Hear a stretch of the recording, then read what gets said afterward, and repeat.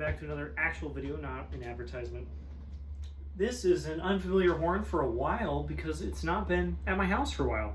This is my 3BF, my beater, one of my pride and joys, one of my most played instruments probably ever, and it's just been at work because that's where I use it. It's very gross, there's lots of sunscreen and sweat on it, and I've not polished the bell for probably more than a year, and it's got a lot of dings and a whole bunch of stuff, right? But I love this thing. It makes a great trombone sound. It has maybe my best slide. I have not put anything on this in like 2 weeks maybe, and it is great. The valve is very good. I probably need to oil it a little more often because it doesn't play super well when it's dry. But otherwise, I really like this trombone. It kind of doesn't have any major quirks, but I found something that might replace it. Bonk. This is, and you saw in a previous video, hopefully, my Yamaha Custom 852. This is very slightly different than the 3BF in a few important ways. And now I can put them side by side, which I could not do before. You can see that difference in the width. It doesn't look major on the camera, but the width of this is much less than the width of this. Because this is based on a student horn. It's a more kind of large instrument. It's also larger in the slide. This is 508, the King 3B is. This is 500, straight, no dual bores. The valve sections are about the same size. Bore-wise, these are 530. This is maybe like 528. So not really a difference you're really gonna notice, I think. This does have an advantage in that the wrap is better. It's just straight up better. And then they both have 8-inch yellow brass bells, but of course they start very differently. The 3B bell starts at a much larger size, and the back end of the tuning slide on the 3B is much larger than it is on this.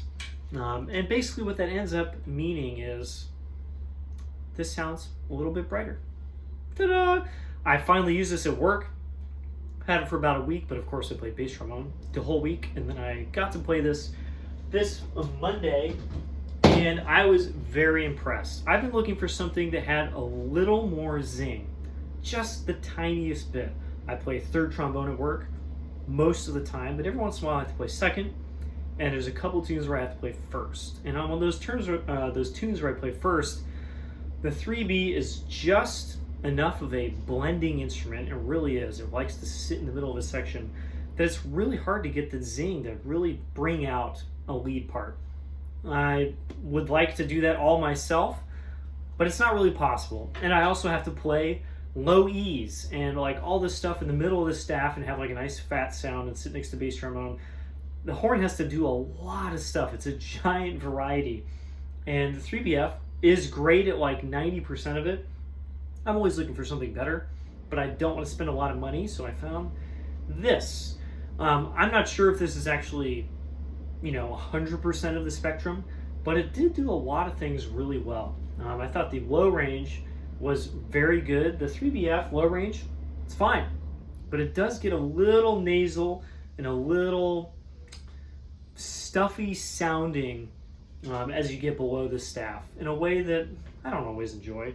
But this valve and this wrap in combination with this is just a little more open. I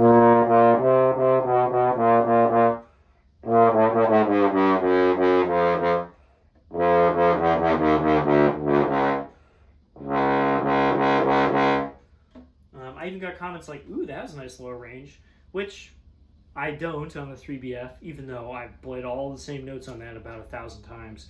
So something about this caught people's attention in a good way and caught my face in a good way. It feels really good to play down there for this size of instrument. Of course, this sounds very bright and kind of almost nasty in a way if you're not used to hearing horns like this. This is what they sound like. This is what they do, and that's okay for what I need it for. But then also the upper range on this is quite good. It has nice slots all the way up to high C.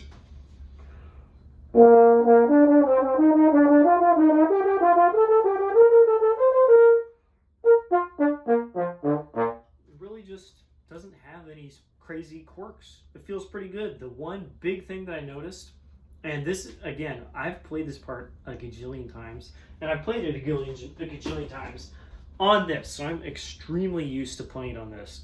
A lot of times, with how many instruments I have and all that kind of stuff, I am pretty adaptable. I'm not super used to playing one instrument on one part. This is one of those few cases where I put like 90% of my lifetime notes on this part at work on this instrument. And the intonation of D above the staff, the fifth partial, was pretty different. On King 3Bs, that D in the staff, or right above the staff, is like perfectly in tune, no adjustment. Don't have to do anything. It's like modern Edwards or Shires. On this, it's got the, more old school tuning, where it's just a little bit low. And so there were a couple times where it was like, whoa, I cannot play that D straight down the middle with the slide in just first position. I need to put the tuning slide in just a little bit and actually put everything else out just a little bit. That's a small adjustment. That's one of those things that I just had to go, oh, that's a change. I cannot use muscle memory. There's also other things. It does feel just a little bit smaller. It's very interesting. The difference between 508 and 500 is 0.008 of an inch. It's not a lot. And of course, the rest of the instrument is also different, but it feels however much smaller that is. You know, it's like 8% or 0.8% smaller. It just feels that.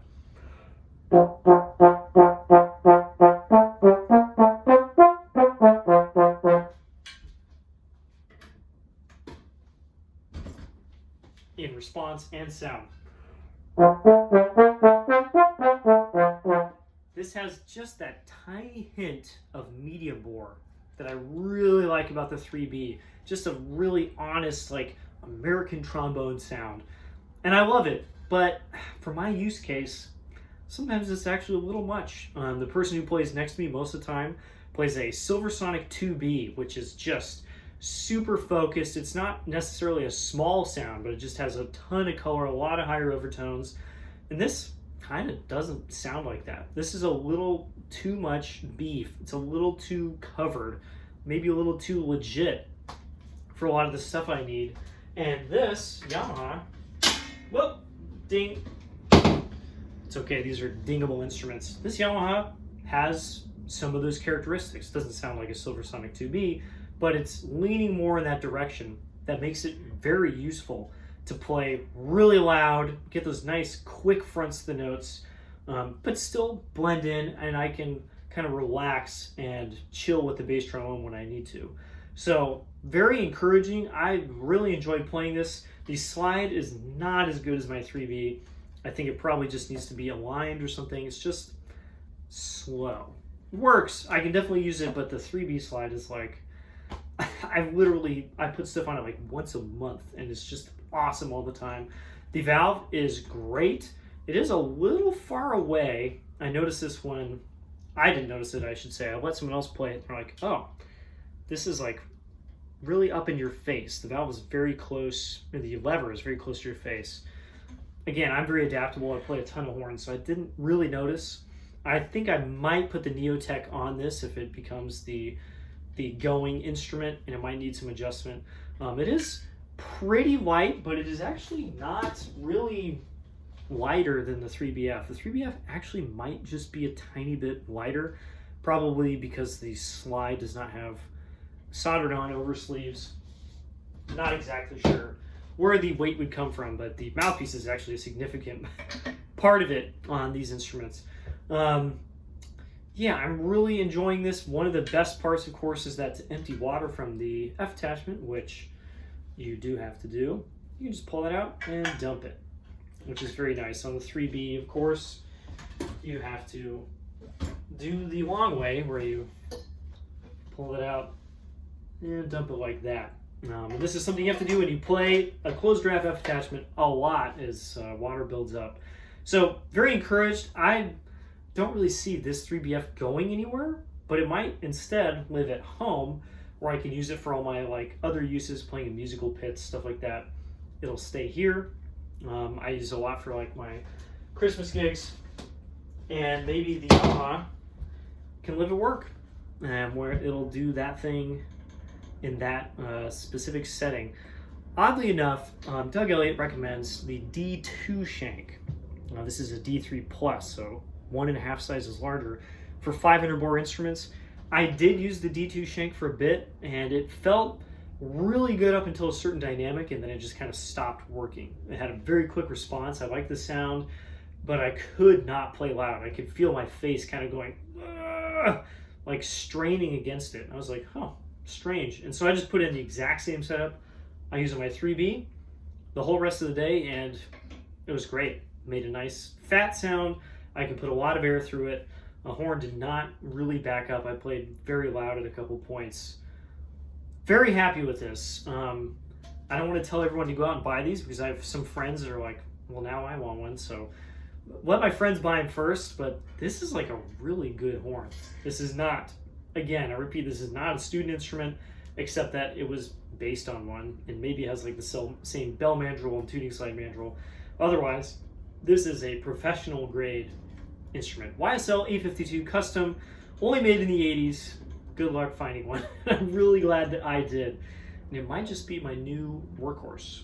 I'm going to, again, future plans, meaning like this week probably, and I'm going to try and document this. I'm going to try and strip the lacquer, polish it up, and make this into a looker for at least like a week before it starts to tarnish up.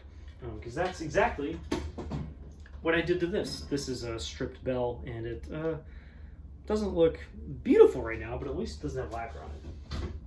So there we go. Tale of two small bores with F attachments. I'll probably be selling my 3B Plus F because I like it, but I don't need 3 of these. And I'll probably be selling my LT16M as well because this kind of does a lot of the same stuff and has an F attachment. Why would I give that up? That's all I got for now. Lots of nerd stuff about these horns, and I'll see you all in a later video. Bye-bye!